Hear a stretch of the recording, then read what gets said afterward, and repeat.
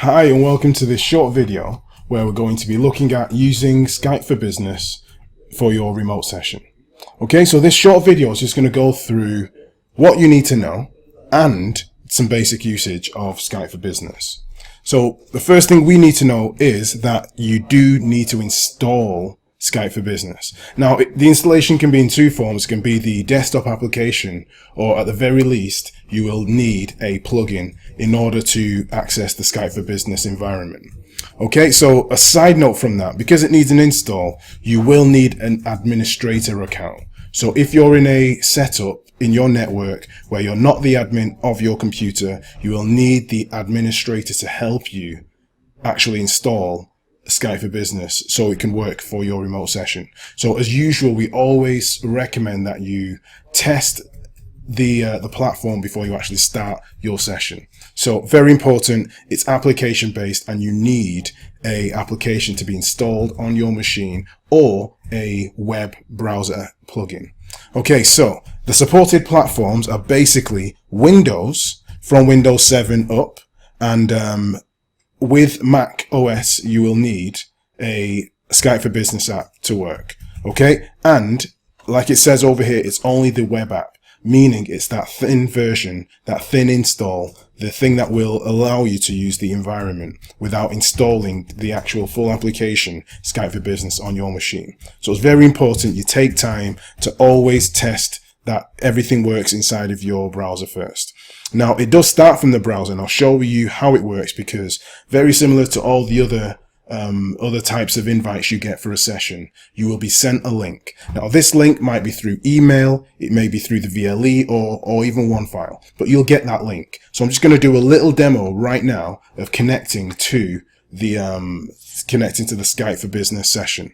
So I'm actually running it on another machine right now, not on this machine, but I'm actually running it now. So I'm just going to, you can see I'm actually inside of Internet Edge right now. So Microsoft Internet Edge, and I'm running Windows 10 as well. I'm just going to paste inside of here the location that I've been sent by. For in your situation, you'd be sent it by your trainer, by your skills coach, whoever is starting the session with you. So I'm just going to paste it inside of the address bar, hit enter. Now, the first time that I visit it, it will ask me if I want to install it on the web browser or if I want to launch the actual meeting app. So you can see right now it's launched my Skype for Business meeting app. It's already gone through the install previously, to which, like I said, you need an administration account in order to allow this Skype for Business application to be installed. Can't stress it enough. So I'm just going to type in a name that I'll be represented by. I've just put Ricky Bobby inside of here.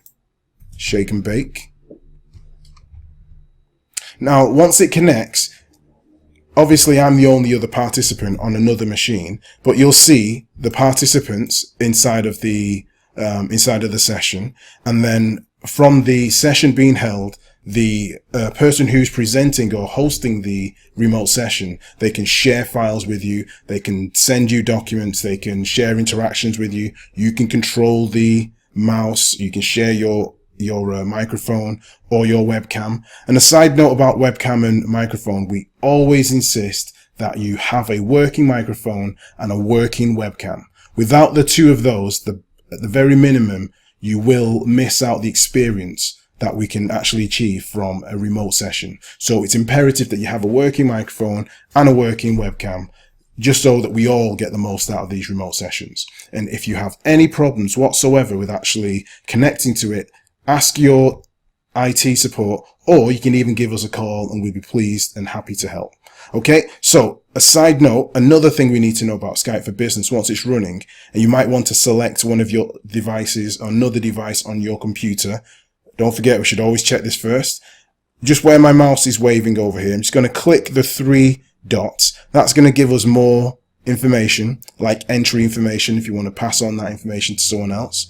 Meeting options is where we actually want to go to. So inside of meeting options, we've got general information about the meeting, and audio and video. This is what I'd like us to pay attention to right now. So the first one, in audio, I'm just going to select whichever device I would like to use. As you can see, my computer has got several devices on there. So once I'm absolutely positive that I've used my default or the desired audio device, then I would select it over there, and I can choose whichever microphone I'd like to listen through, or which device I'd like to listen to.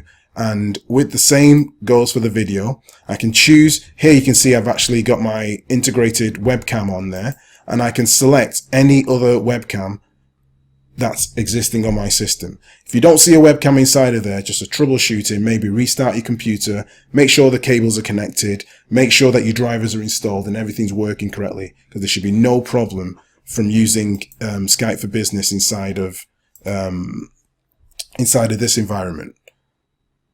Okay, so we can also hide and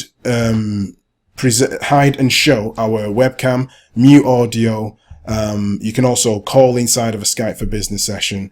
Generally, the experience from using Skype for Business is a lot more rich. It's a bit more user experience rich than the others that you might see from 3CX or Google Meet. Okay, that's how we use Skype for Business.